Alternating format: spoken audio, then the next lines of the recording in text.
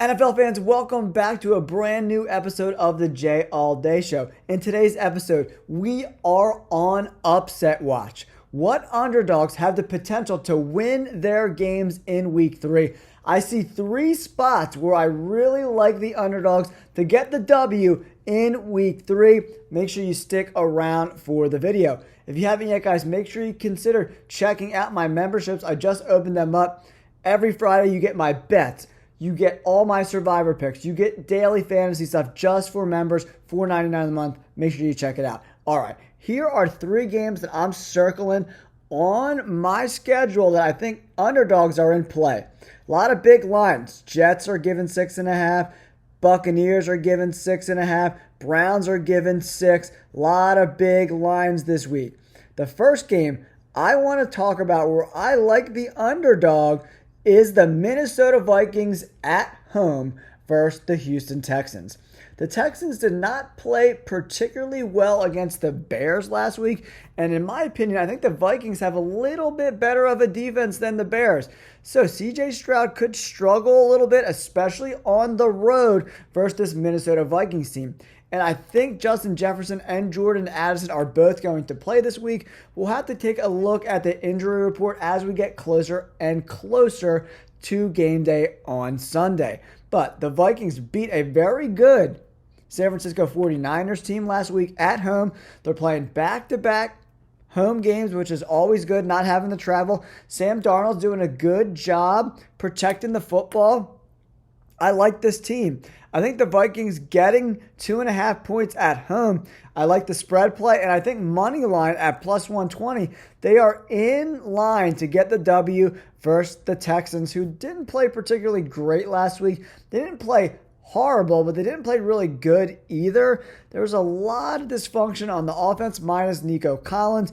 Joe Mixon is also dealing with some injuries, right? So if Joe Mixon's not 100%, that really leaves this Houston Texans team without an efficient run game, in my opinion.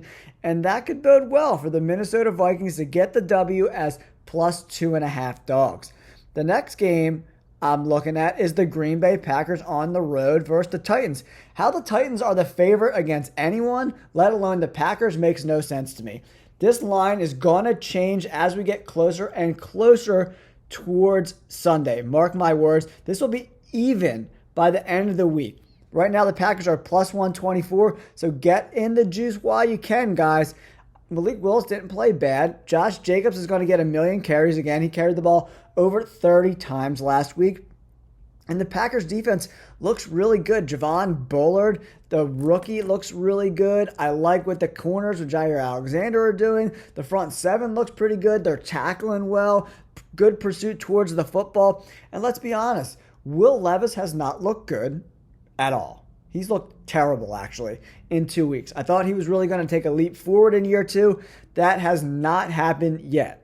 Brian Callahan was seen on the sideline screaming in Will Levis's face because he continues to cost this team points, turning the ball over. Callahan is definitely getting to the point where he's really getting fed up with Will Levis turning the ball over and costing this team points. Seems to be a lot of dysfunction with that team. Right now, the Titans aren't getting the ball to DeAndre Hopkins, which makes no sense to me. I really, really like the Packers to win this game on the road, plus 3. I like the money line bet at 124, and I also like the spread bet at plus 3. I think the Packers are definitely in play to win this game outright in week 3. And my third and final pick for an underdog winning, slight underdog, very, very slight, Chicago Bears plus 1 on the road versus the Colts.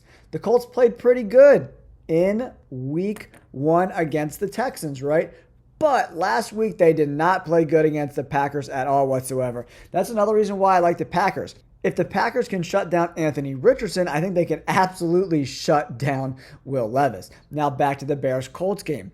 The Bears have been playing okay, but the Colts are the worst team in the NFL at stopping the run.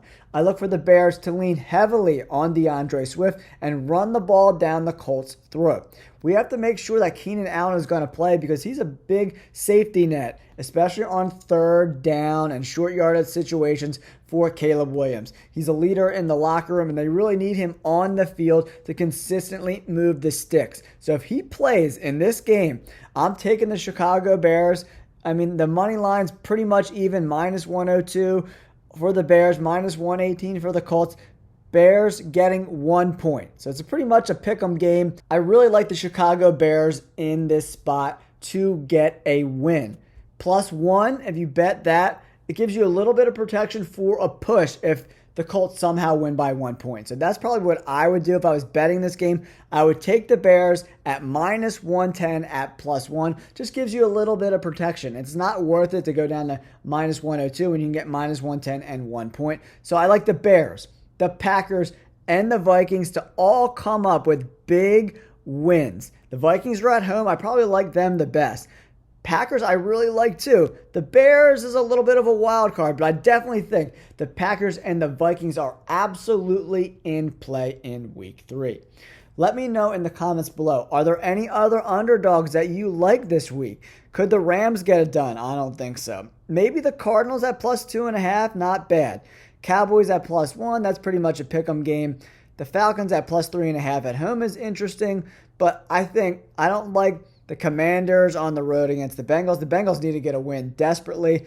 So I'm going Vikings, Packers, Bears with my 3 underdog picks for week 3. Don't forget to like and subscribe. I appreciate you guys tuning in, and we'll catch you on the next video. Peace.